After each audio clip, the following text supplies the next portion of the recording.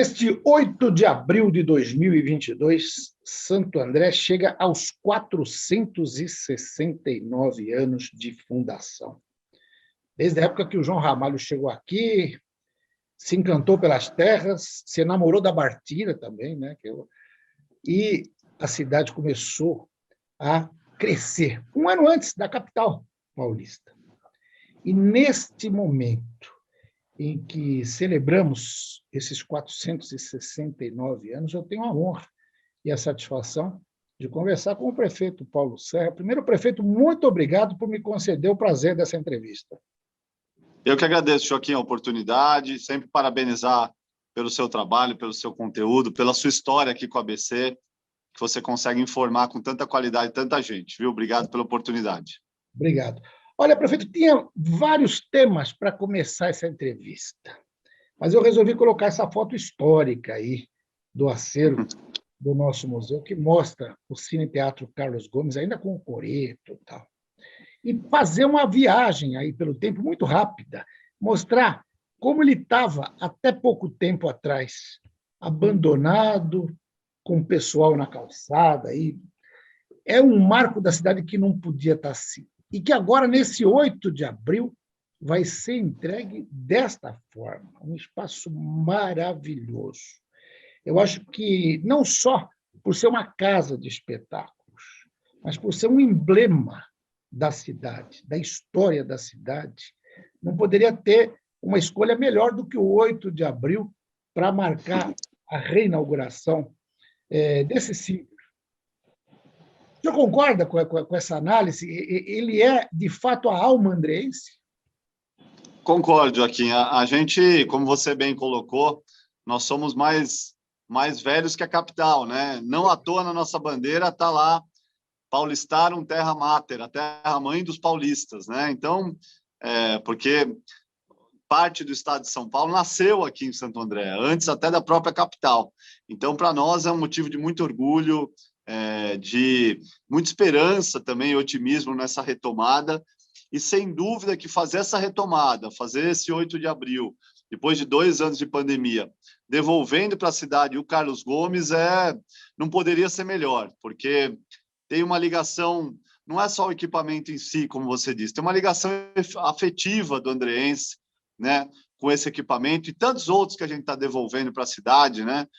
Mas especificamente o Carlos Gomes, porque a história do Carlos Gomes, a história recente, foi de muita tensão, né? Ele quase deixou de existir, ele quase por 2 vezes foi demolido, né? Lá na década de 90, depois ir lá para 2010, mais ou menos, né? 2009.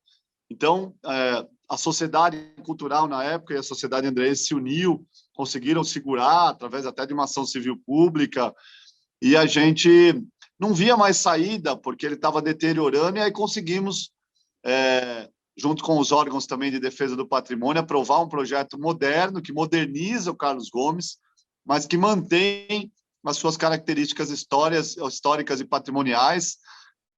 A gente até ganhou um prêmio da Universidade de São Paulo, da Faculdade de Arquitetura, né, da USP, por conseguir congregar, né, fazer esse casamento, essa simbiose do moderno, da acessibilidade, da estrutura física que hoje consegue lá receber espetáculos. E aí a gente está falando de questão de informática, de elétrica, de hidráulica, toda essa parte estrutural, e manter o aspecto histórico. A boca de cena, que é tombada pelo patrimônio, ela vai ser restaurada nos próximos 6 meses. As pessoas vão poder acompanhar a restauração, né? Porque é um trabalho muito gradual, vagaroso, porque é cuidadoso. Nós fomos raspando, Joaquim, a tinta até chegar na tinta original. Achamos de novo o Carlos Gomes pintado lá na boca de cena, né? Aquele retrato dele que foi pintado lá atrás. Então, é um motivo para nós de muito orgulho, e tem muito simbolismo, né? Esse respeito ao passado, às tradições, né? Casar esse passado respeitando com o presente mais contemporâneo, e fora o equipamento em si, que já revitalizou toda aquela região. A gente fez também um calçadão ali, comércio revitalizado, a vida no centro da cidade, eu tenho certeza que vai ter um impulso. a gente vai licitar parte do Carlos Gomes para ter ali um restaurante, um café permanente, né, da iniciativa privada. Então, a gente deve colocar na rua isso nos próximos dias, né? Então, a gente tem muito simbolismo aí, muito sentimento envolvido nesse 8 de abril, não só pelo sentimento de retomada, também com a Feira da Fraternidade e tantos outros, mas o Carlos Gomes, sem dúvida nenhuma, é muito especial. Sem dúvida nenhuma. Bom, 8 de abril, logo cedo, tem a deposição de flores lá na estátua do João Ramalho, em frente aos Correios, e, na sequência, a inauguração, é isso? Não, a inauguração é no final do dia. No final do dia. Às 8 horas a inauguração, já no final do dia, porque a gente já começa com eventos, né? Tem a inauguração e na sexta e no sábado e domingo já recebe a primeira exposição, né? Já tem eventos no Carlos Gomes durante todo o sábado e o domingo. Então, a gente vai abrir à noite justamente para já iniciar com ele funcionando. Não é aquela inauguração que a gente faz que você inaugura e fecha o equipamento, né? Ele já vai estar aberto aí para o público a partir do sábado. E eu estava lendo, parece que vai ter um baile, vai ser nele mesmo o baile ou não, em outro lugar? O baile? Isso, tem várias atividades, mas tem é uma espécie de um baile que é feito já tradicionalmente, né, de um movimento cultural, então vai ter muita atividade aí durante o final de semana. Maravilha. Prefeito, você é um prefeito jovem, né? Bem, a gente pode chamar tanto que a gente acostuma chamar de Paulinho o tempo todo. Sim. E me permite chamá-lo de você, eu comecei falando do senhor, mas eu não me sinto muito à vontade. Não tem necessidade, Joaquim, você sabe. Não é desrespeito, não, mas é pelo carinho que eu tenho. Sim. Está muito ligado à modernidade. Nessa própria explicação do teatro, você deixou bem claro a preocupação de resgatar o passado, mas viver o presente e pensar bastante no futuro. Nós conversamos sobre isso outro dia.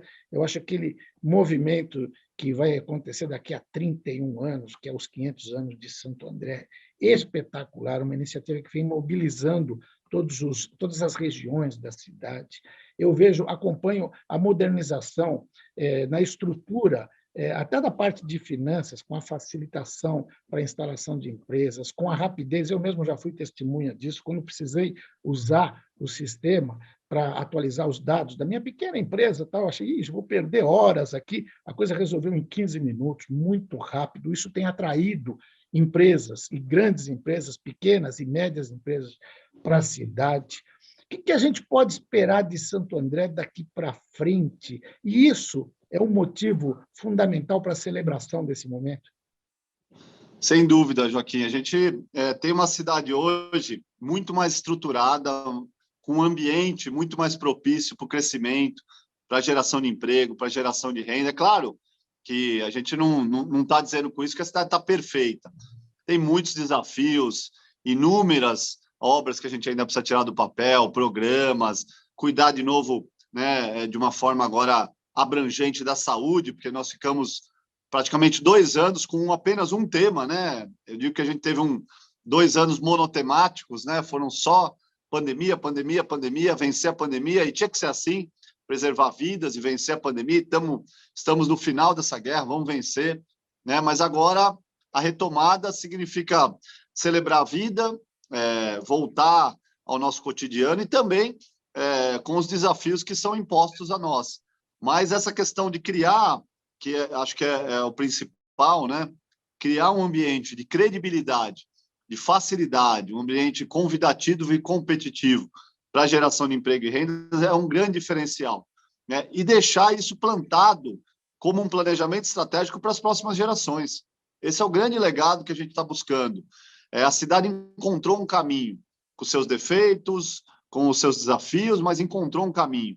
De 2017 para cá, nós evoluímos muito. A gente não pode mais perder esse caminho. A gente estava perdido praticamente, coincidentemente, desde o falecimento do prefeito Celso Daniel, 20 anos, que a cidade ficou desde 2002 sem rumo. Nós encontramos um rumo, né? E não podemos mais perder, independente de quem estiver aqui, né? Eu vou ficar até 2024, 31 de dezembro. Né? Não fico falseando renúncia aí, agradecendo o convite que eu não recebi, mas o nosso compromisso sempre foi com Santo André. Agora, a gente tem que deixar esse legado desse planejamento que, independente do perfil ideológico, partidário, aquela espinha dorsal, aquela linha diretiva, ela não pode ser alterada. O prejuízo é muito grande, né? E é esse legado que a gente está construindo através do Santo André 500 anos, que vamos completar 500 anos daqui a 31 anos, como você bem colocou, e a gente quer deixar isso pronto. Não dá mais para a cidade parar de se modernizar, não dá mais para a gente informatizar o serviço público, não dá mais para a gente excluir as ferramentas tecnológicas do dia a dia, né? Não dá para a manutenção da cidade voltar ao padrão que tinha há 5, 6 anos atrás, quando a gente assumiu. Hoje a cidade é mais bem cuidada, tem uma programação, tem um planejamento, tem uma previsibilidade. As pessoas não vão aceitar mais que a gente baixe, vou usar uma expressão coloquial aqui, que a gente baixe o sarrafo, né? A gente conseguiu subir obras, entregas, os desafios que estão saindo do papel, que a gente está vencendo, e esse ambiente. Quando a gente ganha o prêmio de Cidade Sul-Americana do Esporte, quando a gente ganha do Ministério da Economia, 12ª cidade mais empreendedora do Brasil, com o melhor ambiente de negócio, né? Quando a gente recebe esses reconhecimentos internacionais e também nacionais, a gente vê que está no caminho certo, e você mesmo disse, né? Você é testemunha do quanto melhorou. Hoje você vai abrir uma empresa nas cidades, dependendo da complexidade, você abre em horas a empresa. E tudo pelo digital, né? Tudo pelo digital. Então, nesse sentido, nós temos uma lei de estímulo tributário que, quanto mais gera emprego, você paga menos IPTU, que é o imposto municipal. E nós temos uma grande empresa aqui na cidade que vai ter esse ano, Joaquim, por ter gerado emprego e por ter investido na cidade, quase R$1 milhão de desconto de IPTU. R$1 milhão. Né? Uma grande multinacional que está aqui, fez o pedido, mostrou que gerou emprego investindo na cidade e vai receber esse crédito tributário. Então, é isso, não é ficar falando que tem lei, que funciona e que não tem nenhum caso concreto, né? O que a gente faz na cidade, a gente demonstra, né? E é por isso que... Né? Não é nenhuma benesse da empresa. Pelo contrário, ela gerou muito mais do que esse 1 milhão que ela pagou. Claro, muito mais valor agregado, porque quando ela gera 100 diretos, ela gera 200, 300, 500 indiretos, gera arrecadação, e isso espalha, né, Joaquim? Nesse meio empresarial, no meio corporativo.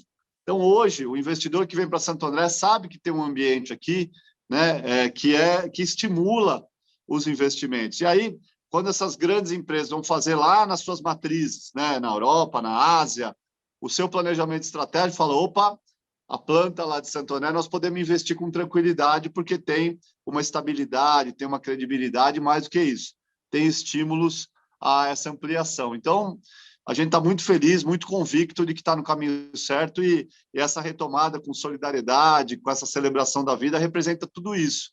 Depois de 2 anos aí que todo mundo teve que fazer a sua cota de esforço e sacrifício.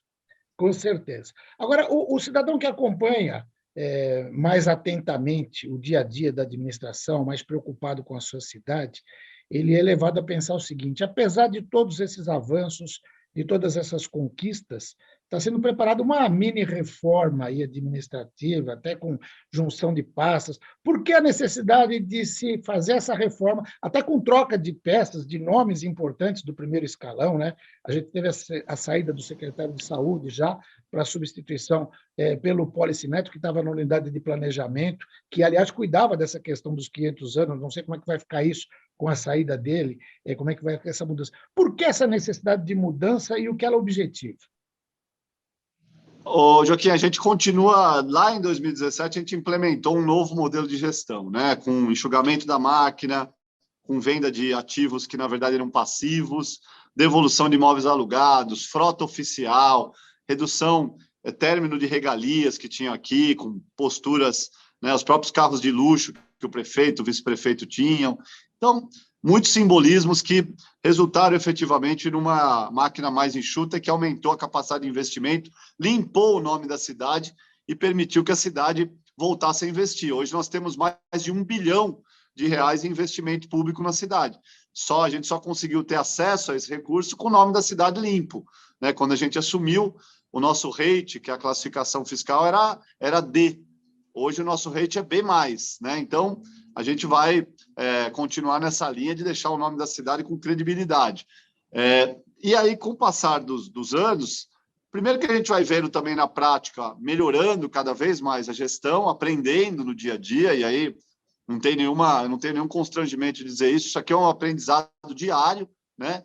E com a pandemia, a gente teve que readequar também alguns setores, e a ideia, que é uma mini reforma, mini mesmo, né? Não é, né? A gente falou aqui, a cidade está no caminho certo, tem uma boa avaliação por parte do morador de Santo André, da percepção das pessoas aqui, claro, tem os seus desafios, os seus problemas ainda, mas tem uma evolução muito nítida na cidade, então não dá para eu chegar aqui e dizer, vou mudar tudo, né? Pelo contrário, é a continuidade desse modelo, aprimorando ainda mais, enxugando ainda mais a máquina, e dentro dos quadros que a gente tem alguns quadros que têm uma característica política, esse ano é um ano político, então eles vão para essa missão, não é uma questão de deficiência técnica, da troca pela troca, é a adequação da nossa equipe, somado a esses dois fatores.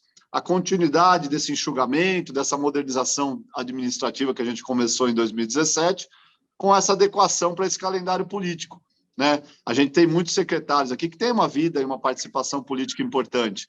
E é importante para a cidade também aumentar essa representatividade política, né? Santo André tem 550 mil eleitores, não tem um deputado que representa a nossa cidade nem na Assembleia e nem diretamente, pelo menos. Claro que a gente tem representantes no Congresso Nacional aqui do ABC e que fazem essa interlocução também por Santo André, mas Santo André poderia ter um deputado da cidade, vamos dizer assim. Como nós já tivemos lá no passado, professor Luizinho, Cirac, Duílio, Brandão, e Cicote, o próprio Celso Daniel e tantos outros, né? Então, esse resgate é para isso, esse time mais político também, para nos ajudar nesse processo de protagonismo da cidade, que é importante. Aumentar nossa representatividade, até para o nosso projeto aqui ficar mais forte. A gente consegue mais recurso, tem mais interlocução, consegue mais investimento, melhora a vida das pessoas.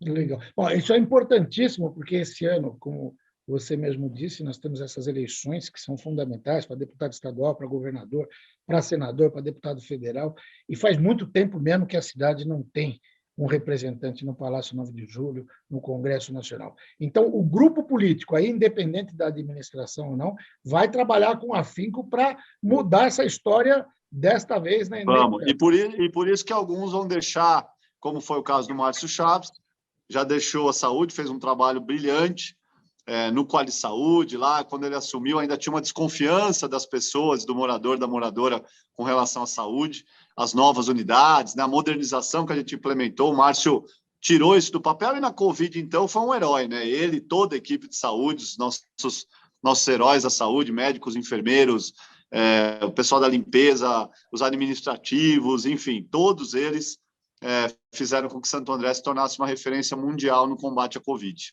Legal. Nessa reforma ainda parece que vai ter uma junção da Secretaria do Meio Ambiente com o SEMASA. Pode falar alguma coisa já a respeito disso ou ainda... A gente está avaliando, Joaquim, porque a gente precisa de uma espécie de um órgão regulador da concessão com a Sabesp, né? Tem alguns conflitos da Secretaria do Meio Ambiente com o SEMASA, que foi por muito tempo nosso órgão ambiental, então a gente pensa assim, mas não vai haver extinção do SEMASA, isso não. Talvez a adequação desse modelo para a gente fazer com que o SEMASA seja uma agência reguladora e mantenha o seu trabalho também. Legal, isso é importante. Bom, não, sem problema. Saúde. A gente começou as comemorações, eu tive lá no sábado, com a entrega dessa importante creche lá do Jardim Mirante 1, né? Aliás, é a 10ª unidade, eu tive em várias entregas, e eu fico encantado, fico de boca aberta cada vez que eu vou numa inauguração, porque, primeiro, que eu sou apaixonado pela educação, nós somos, né? Nós gostamos, e sabemos que, de fato, a educação é a base de tudo, não é só discurso de palanque, não. Tudo começa por aí. E, olha, eu falei lá no dia, repeti, falei num programa de televisão, e insisto que eu não conheço escola particular de alto nível, onde você paga muito caro para ter o seu bebê lá na creche, com o nível dessas creches que estão sendo entregues em Santo André. Esse é um legado que isso vai ficar para a história e que vai, com certeza, mudar o rumo da cidade para mais de 500 anos, né, prefeito? É isso que a gente espera, Joaquim, que as pessoas não aceitem menos. né? Nós implantamos um padrão nos equipamentos de saúde, mas nesse caso falando da educação, que não é porque é público que não pode ser de qualidade. Pelo contrário, aí que a gente tem que dar exemplo. E as nossas creches, eu falo com muito orgulho, porque você viu lá, eu tenho a convicção disso que você está falando, né? Não perde em nada para nenhum colégio, nenhuma creche particular da cidade. Pode comparar, né? A gente tem estrutura com a mesma ou com melhor qualidade, o que a gente usa lá é material de primeira, projeto de primeira, tudo pensado, harmonizado, né? Para as nossas crianças terem o que há de melhor, e a 10ª que a gente entrega no mesmo padrão. Então, não é que foi feita uma só para ter aquele piloto, não. Agora é um padrão de qualidade. A gente não faz mais creche na cidade se não for com aquele padrão. E as escolas que já existiam, nós estamos transformando todas também, né, no Quali Educação. Então, essa é a nossa meta. Como, de novo, né, eu falo de subir o sarrafo, é isso. As pessoas não podem mais, o morador, e eu me incluo também nesse rol, porque daqui a alguns anos eu vou voltar a ser apenas um morador da cidade, frequentar a cidade, curtir a cidade, viver na cidade, mas a gente não pode aceitar uma qualidade menor do que o que a gente conseguiu implementar, porque dá para fazer. Se Santo André ficou adormecida aí por 20 anos, eu não vou aqui escolher culpados, ficar olhando para trás, ficar criticando quem passou, né? Eu gosto de olhar para frente.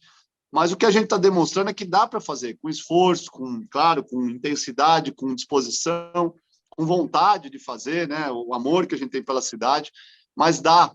A gente consegue tirar do papel coisas incríveis e você testemunhou lá. E a educação não para por aí. As creches é para a gente zerar o déficit, né? A gente tinha que entregar 10, entregamos. Mas a gente distribuiu o tablet. Quando que imaginou que todos os alunos da cidade, do 2º ao 5º ano, ia ter um tablet com internet, com todos os programas, com todos os aplicativos de reforço para a nossa educação? O aluno de Santo André tem isso, né? Para a gente também diminuir esse prejuízo aí com os 2 anos de aula não presencial, que foram causados pela pandemia, né, Joaquim? E outros programas de busca ativa dos alunos que não estão mais frequentando a escola, daqueles alunos que estavam sendo alfabetizados, bem na fase de alfabetização, que precisam de reforço. Então, o investimento na educação tem sido muito importante, muito significativo. Trouxemos para a rede 17 escolas do estado, né? A gente municipalizou 8.000 alunos que vieram da rede estadual para a nossa rede, porque a gente acredita que o município é quem tem que cuidar dessas crianças. Nós temos mais condição, mais qualidade, estamos mais perto das famílias, conhecemos mais o dia a dia das famílias. Então, é um processo muito amplo. Claro que a gente falou aqui do planejamento estratégico, tudo é muito importante, mas essa semente da educação, e por isso que a gente está trazendo cada vez mais alunos para a nossa rede, é o legado da transformação geracional. A gente quer ter uma geração de andreenses, a próxima geração, com educação de qualidade, pelo menos naquilo que compete ao município. Com certeza. Você falou até que a cidade dormiu 20 anos, eu lembrei imediatamente do livro do nosso grande Gaiarsa, que foi a cidade que dormiu 2 séculos, a gente ficou 2 séculos adormecido. Então, Santo André tem essa pujança, essa força de recuperar, mesmo quando passa por momentos ruins como esses aí, esses 20 anos, os outros 2 séculos, e a gente vê tudo isso. Agora, lógico, nem tudo são flores. Você mesmo disse, tem problemas, tem... Sim. E a gente viu, nesses dias também, manifestação de servidores públicos. Não sei se são representantes da maioria dos servidores ou não.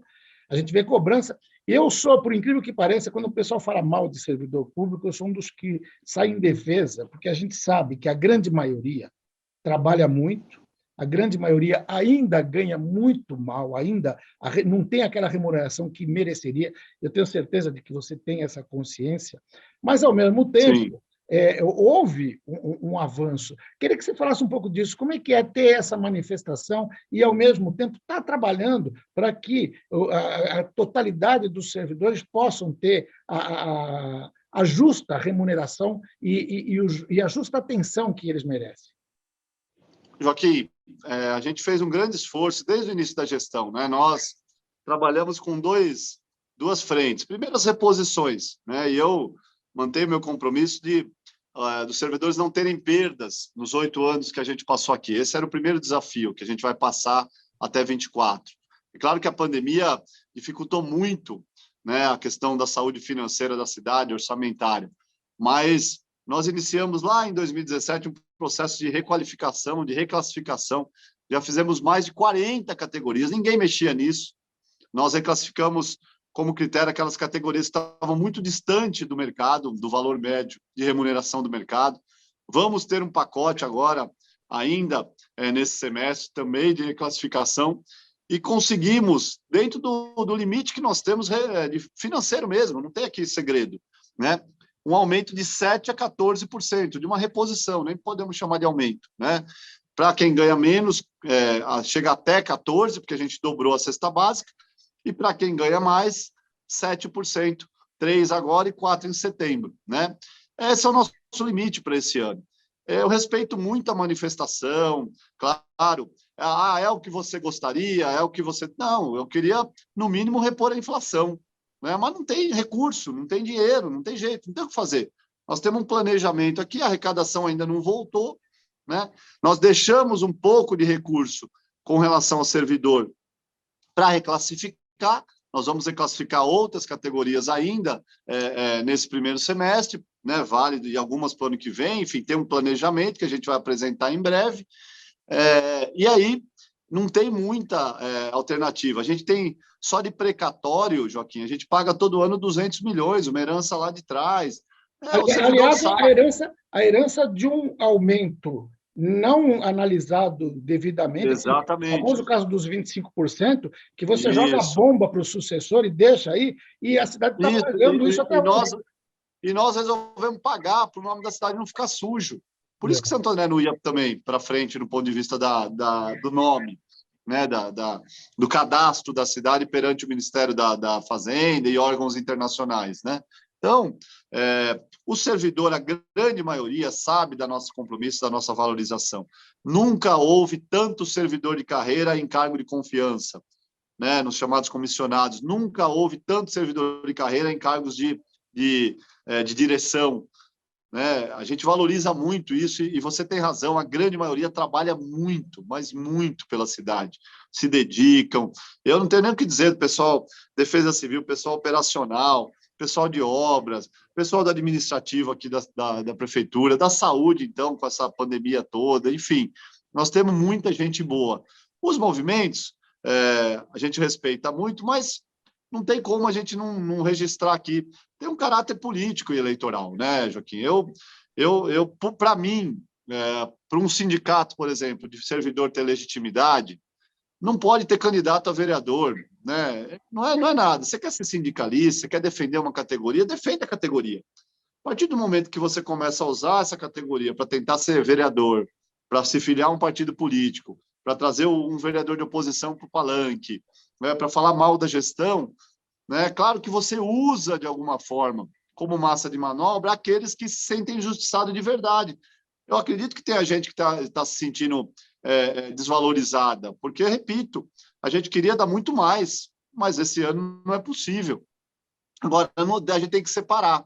Quando a gente vê aqui uma manifestação com sindicalistas de São Bernardo, de Diadema, de Mauá, né, e na sua grande maioria, e menos servidores, né, a gente vê que, claro, tem o direito, o respeito, mas não é a disposição da maioria, né? Então, isso. A mesa de negociação com o Sindserv, na minha avaliação, perdeu a sua representatividade, perdeu a sua legitimidade. Nós estamos tratando direto com as categorias para falar de reclassificação, porque, inclusive, o Sindserv não quer reclassificar, né? Eles são contra isso. Então, para a gente é muito difícil. Eu vou falar isso aqui, eles vão falar, o prefeito está mentindo, tá? Mas eles sabem da verdade, né? Por que eles encerraram a mesa? Para poder fazer um movimento, né? Para poder manter essa questão política viva. Então, muitas vezes eu vejo que falta maturidade, falta diálogo, que eles, né, não têm essa disposição, mas respeito muito porque, de verdade, tem o sentimento de servidores que se sentem menos valorizados do que deveriam, e esse sentimento é real, é legítimo, e aí eu respeito profundamente, mas que, no fundo, sabem da nossa limitação, que é financeira. A gente não fecha o ano se a gente der mais do que já foi, inclusive, votado e aprovado na Câmara. Não tem o que fazer. Verdade. Não tem saída, não tem alternativa. A gente pode começar a discussão para o ano que vem, aí sim. Mas para esse ano, é isso, porque a gente vai ainda anunciar um pacote de reclassificações. Maravilha. Prefeito, eu ficaria aqui mais umas 2 horas, porque tem assunto e o papo está bom, mas eu sei que você tem compromisso também. Sim. É algo que você queira falar para finalizar, acrescentar? Que eu não, Joaquim, só te agradecer e aproveitar aqui sua audiência, sua qualidade aí na informação, para convidar o morador do ABC, mas em especial moradora de Santo André, para frequentar para esse calendário, para curtir esse calendário de celebração da vida, de solidariedade, dessa retomada que a cidade vive. Né? Temos agora, nesse final de semana, dia 8, tem a homenagem a João Ramalho logo cedo aqui, ali em frente ao Correio, na praça, no Marco Zero da cidade. Temos à noite, no comecinho da noite, a inauguração do Carlos Gomes e sexta, sábado e domingo, Feira da Fraternidade, mais de 100 entidades que são ajudadas, 50 que estão com barracas aqui na feira. Então, tudo que você consumir na feira fica para as entidades e também todos os alimentos que são arrecadados, que é o ingresso social, ele vai para mais de 100 entidades da cidade. Então, a gente ajuda também quem mais precisa. E vem aqui ouvir uma boa música. Vamos ter Maurício Manieri no sábado, que é um morador aqui ilustre da nossa cidade. Vamos ter a banda Viva a Noite no domingo, muita música boa durante o dia, comida boa, entretenimento, e a gente fazer tudo isso com segurança, né? Sem, graças a Deus, livre desse vírus, pelo menos na sua forma mais grave, para representar essa grande retomada. E na outra semana, na véspera de Páscoa, a gente tem a caça ao Tesouro de Páscoa lá no Parque Celso Daniel. Abrimos mais inscrições, inclusive, para o domingo, ia ser só no sábado, mas, graças a Deus, tivemos mais de 4.000 crianças inscritas lá para a Caça ao Tesouro. Então, nós abrimos a agenda do domingo e vamos ter muito evento legal. Só entrar lá no site da Prefeitura ou Santo André, 469 anos, .sp.gov.br ou no site santoandré.sp.gov.br. Toda a programação, tem muita coisa legal aí para a gente curtir, deixar esse convite e agradecer a confiança, a compreensão, o respeito e o carinho que eu, Ana Carolina e toda a equipe aqui somos recebidos na cidade. Isso é o nosso grande combustível. Valeu, Joaquim. Obrigado. Obrigado. Prefeito Paulo Serra, falou com você.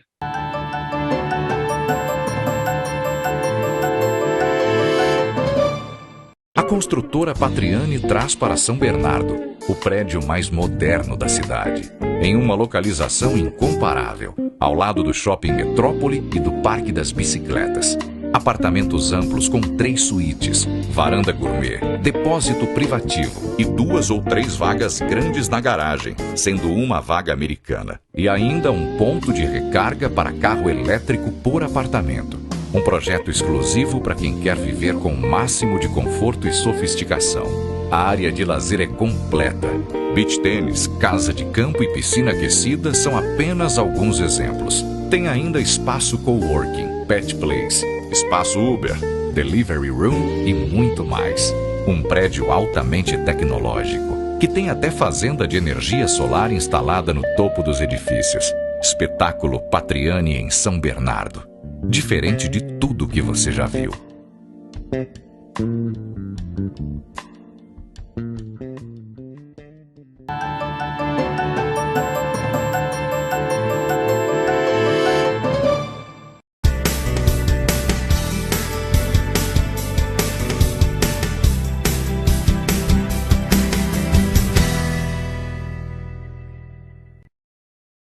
Muito bem, amigos telespectadores, amigas telespectadoras, caros internautas, começa mais um Bloco Saúde do Homem e o primeiro programa de abril, falando do Abril Lilás, com o professor Dr. Marcos Tobias Machado. Professor, muito obrigado por nos atender mais uma vez. Boa tarde, Joaquim. Tudo de bom aí para a audiência. Um abraço. Legal. Professor, o que é o Abril Lilás? Agora começaram todas essas campanhas com cores, né, para que a gente lembre de algumas doenças. Né? O clássico na urologia era o Novembro Azul. Agora a gente tem algumas outras doenças, né, que são lembradas, e no mês de abril a gente lembra do câncer de testículo. Né? Abril Lilás é para lembrar do câncer de testículo, que dos cânceres na urologia é o mais raro de todos. Se você comparar com outros órgãos, é um dos mais raros. Tá? é uma doença que acomete principalmente, ela tem dois picos de faixa etária, mas a característica principal, a faixa etária principal é em adultos jovens. Tá? Você tem um pequeno pico na infância, um pico maior em adultos jovens e um outro pico pequeno já a partir dos 60 anos, que são tipos específicos de tumor no testículo. Mas o típico mesmo é essa faixa dos 15 aos 35 anos, que são jovens, adultos jovens, que vão desenvolver um aumento no escroto, onde o indivíduo vai palpar ali os testículos, ele sente o endurecimento. Isso é o quadro clássico, é um aumento indolor dentro do conteúdo escrotal. O indivíduo não sabe o que é aquilo. E duro, endurecido. Então, isso chama atenção nessa faixa etária para câncer de testículo. Obviamente que existem outras apresentações clínicas, apresentação clínica associado com associação de infecção. Então, quando tem inflamação testicular, infecção vem com dor. Então, o que chama mais atenção é o aumento do testículo. Tá? Então, normalmente é sem dor, mas pode eventualmente estar associado à dor nessa faixa etária que a gente está falando aí. Então, isso é um sinal de alerta que deve levar esses indivíduos para o consultório médico para fazer uma avaliação do urologista. Quando você fala assim que ele é raro, significa que a incidência não é tão grande, apesar de ser problemática e tem que se tratar, é isso? Isso. Quando a gente está falando de incidência de câncer de próstata, por exemplo, a gente fala que acima dos 50 homens, 1 para cada 6 homens nos Estados Unidos vão ter câncer de próstata. Então, uma incidência epidêmica, né? Acima de 10%. Quando você fala em câncer de testículo, você está falando de 1 para 1.000 indivíduos. Então, é uma coisa muito mais rara, mas para você ter uma ideia, coincidência, semana passada eu vi 4 casos de câncer de testículo. 4 casos de câncer. Um já era tratado, um paciente mais jovem que a gente fez o tratamento há muitos anos. Ele tinha a gente chama de microlitíase testicular, quando existem vários pontinhos calcificados dentro do testículo. Isso confere um risco aumentado de câncer de testículo. Então, a gente removeu o tumor que normalmente vem é um tumor germinativo, da célula germinativa do testículo, que é o seminoma, e no outro testículo tem as microcalcificações. Então, a gente vai acompanhar esse indivíduo o resto da vida. Certo. A pessoa tomando banho, por exemplo, ela se tocando, ela pegando no testículo, ela consegue perceber que ele está aumentado, a diferença? Então, isso é exatamente a grande dica que a gente dá para os jovens. Sempre está fazendo a palpação dos testículos. Se perceber algum endurecimento, algum aumento do volume, procurar um médico. Então, o que você está falando é uma coisa super legal, que é o autoexame, né, dos meninos, já em fase de adolescência, a gente consegue ensinar eles a palpar. Enquanto a mãe está dando banho, cuida, pode fazer esse exame, mas normalmente já, quando são adolescentes, eles não gostam mais dessa abordagem. Normalmente eles querem estar sozinhos. Aí tem que orientar que além, né, tem que palpar o testículo, tem que abrir o pênis e lavar o pênis e fazer higiene por causa da fimose, por causa do câncer de pênis.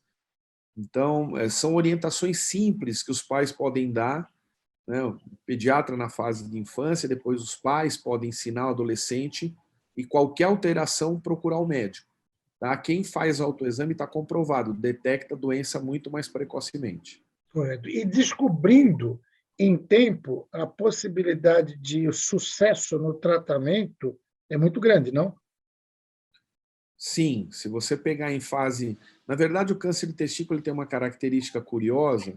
Ele é um tumor que prolifera muito rápido, cresce muito rápido, mas, ao mesmo tempo, responde muito bem à radioquimioterapia.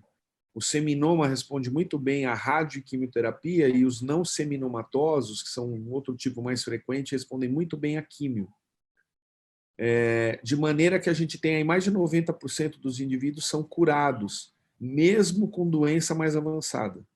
Pode estar com metástase abdominal, retroperitoneal, que é o local mais comum, pode ter metástase pulmonar, cerebral, aquele ciclista famoso francês que ganhou a Tour de France várias vezes, tinha uma doença com metástases cerebrais e ele conseguiu competir depois do tratamento para o câncer de testículo. Então, é uma doença, apesar de agressiva, crescimento rápido, a gente cura a maior parte dos pacientes, mesmo em fase avançada. Sem cirurgia. Você faz a cirurgia, tira o testículo para fazer o diagnóstico, para ter uma biópsia, para poder fazer o diagnóstico, é o primeiro passo do tratamento, e depois você segue ou com radiação, ou com quimioterapia, ou com uma cirurgia retroperitoneal para retirada dos linfonodos. Em algumas situações, a gente lança a mão dessa cirurgia, que era uma cirurgia que a gente fazia por via aberta, com uma grande incisão abdominal, desde o chifoide, né, desde cima do tórax até lá perto do pênis, então, o abdômen inteiro. E hoje a gente consegue fazer por laparoscopia ou por robótica com a mesma qualidade. Não dá para tirar só a lesão e preservar o testículo. Ele não... Você consegue preservar? Essa é uma pergunta muito boa. Todos os cânceres hoje estão nessa tendência de preservação de órgão. Praticamente todos eles. No testículo, a gente consegue fazer essa preservação de órgão quando o nódulo é menor que 2 centímetros. O ideal é menor que 1 centímetro. E tem uma explicação para esse 1 centímetro, que abaixo de 1 centímetro, 30% são nódulos benignos. Acima de 2 centímetros, quase todos são malignos. Então, é aceito que até 2 centímetros você só retire o nódulo e mantenha o restante do órgão in loco. Tá? Então, é uma conduta mais recente, de alguns anos para cá, vem se firmando como um padrão a cirurgia preservadora de testículo com nódulos pequenos no testículo. Legal. Tá? E mesmo que se precise retirar completamente um dos testículos, com o outro, o homem ele mantém a capacidade reprodutora, é isso?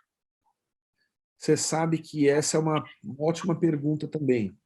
Como a doença é normalmente do epitélio germinativo do testículo, o outro testículo pode ter alguma alteração na função.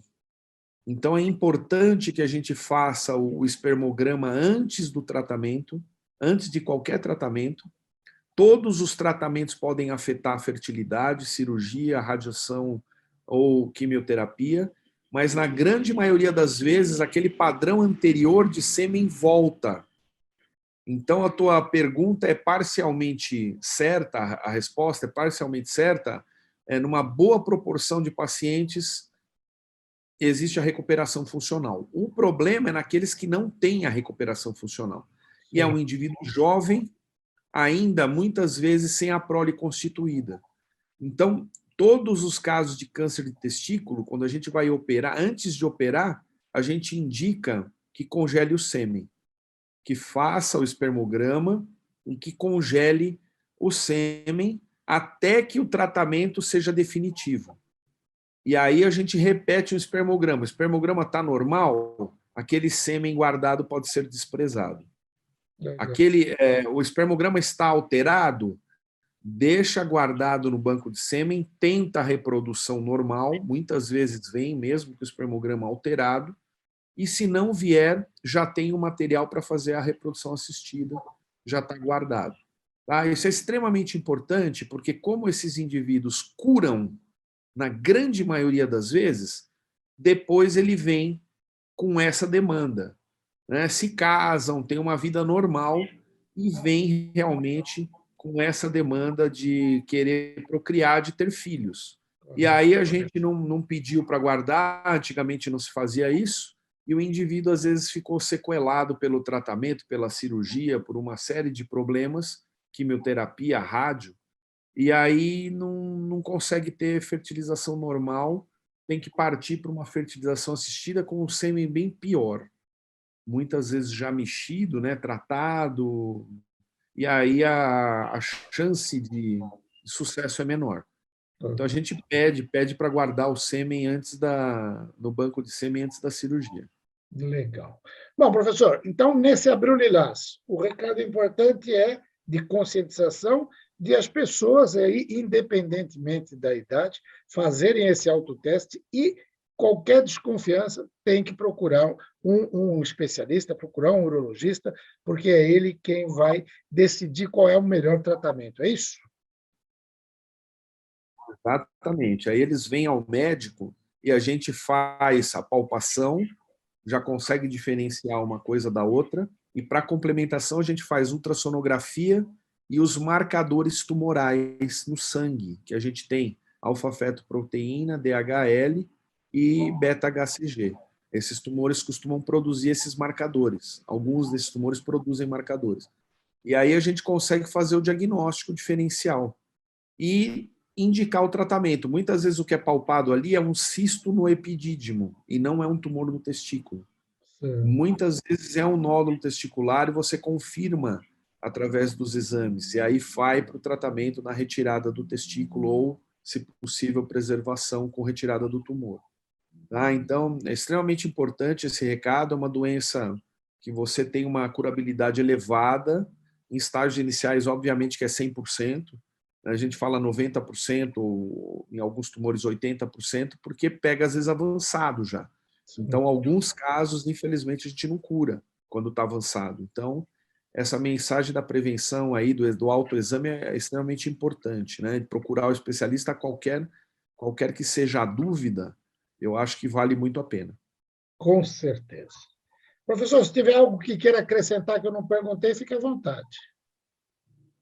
Eu acho que é isso, né, Joaquim? Sempre estar de olho na prevenção, estar de olho na saúde, uma coisa tão simples que é fazer um autoexame, né? Não custa nada orientar os pais para que possam ensinar seus filhos a cuidar da higiene do pênis, cuidar da higiene do testículo, né? Palpar o testículo, ver se está tudo em ordem, e qualquer alteração, procurar o urologista. Sem dúvida nenhuma. Professor, muito obrigado. Semana que vem tem mais Saúde do Homem. Até lá. Até mais, um abraço. Até logo. Professor Dr. Marcos Tobias Machado, falou com você.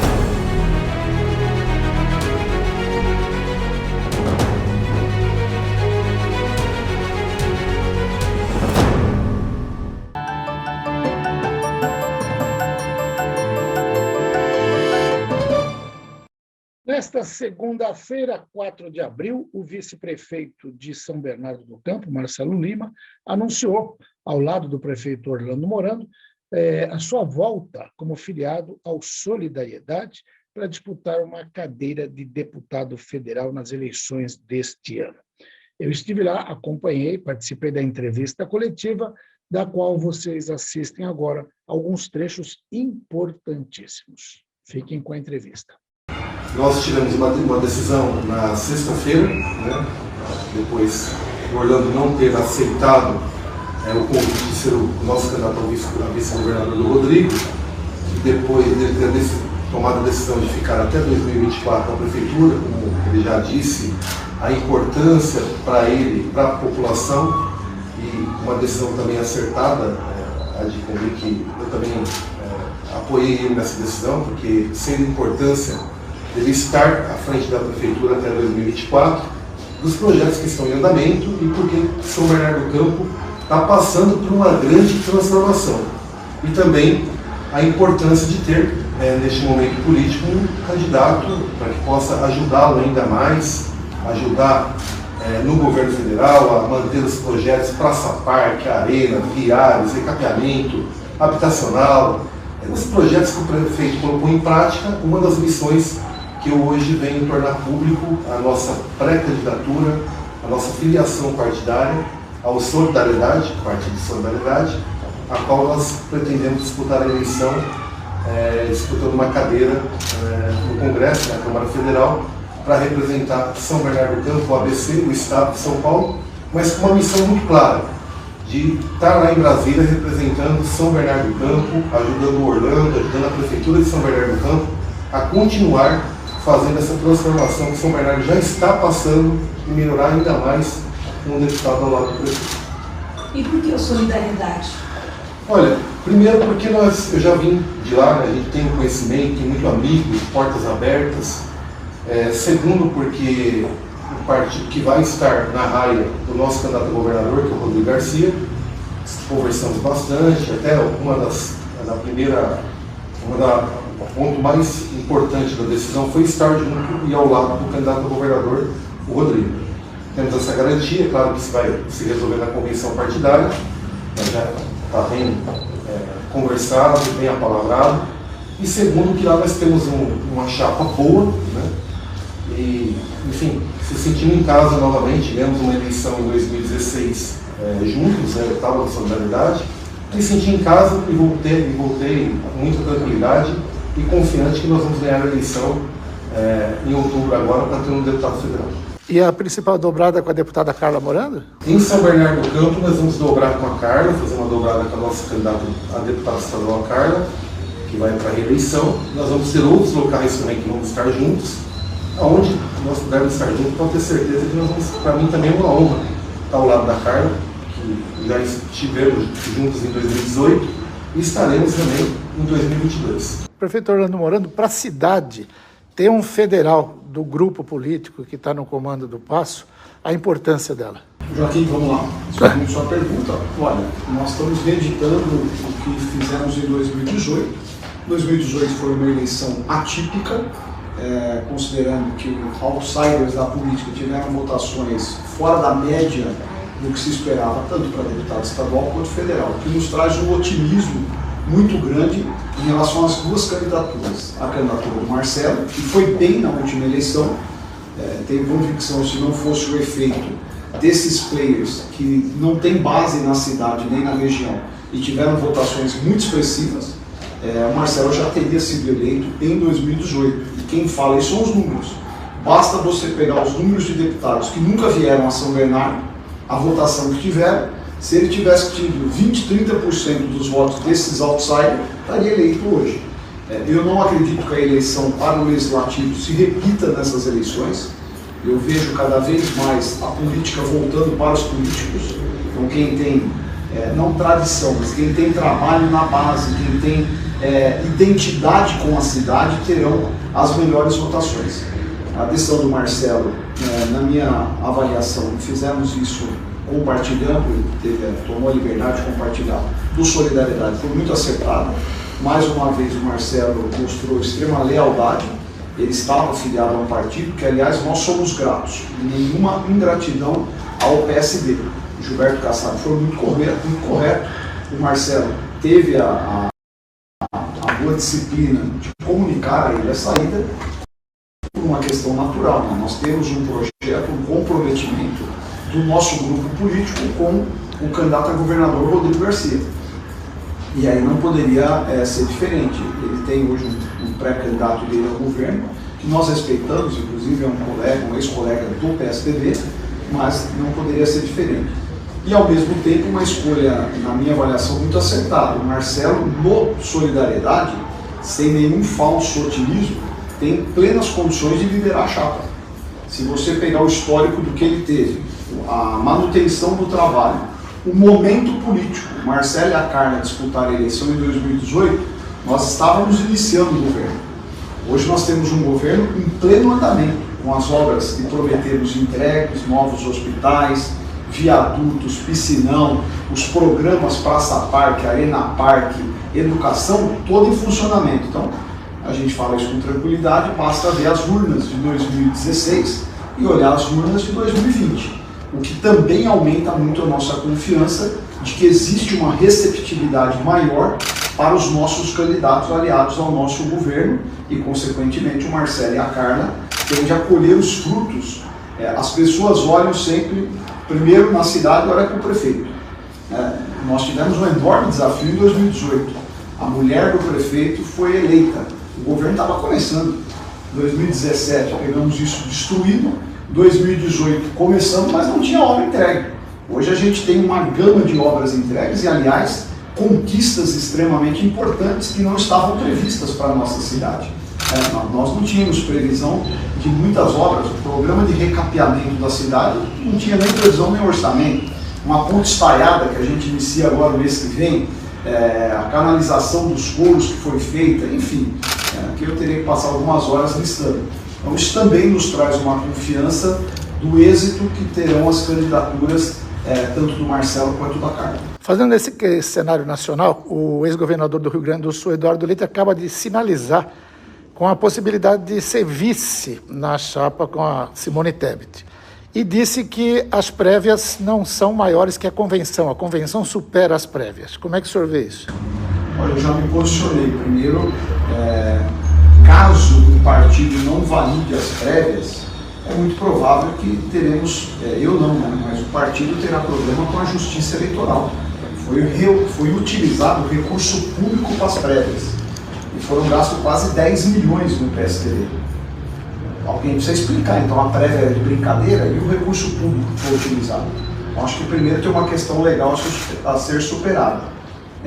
Todos os grandes nomes do PSDB defenderam abertamente a validação das prévias. E muito me estranha, né? O PSDB fez prévia para ter candidato e não candidato a vice. Né?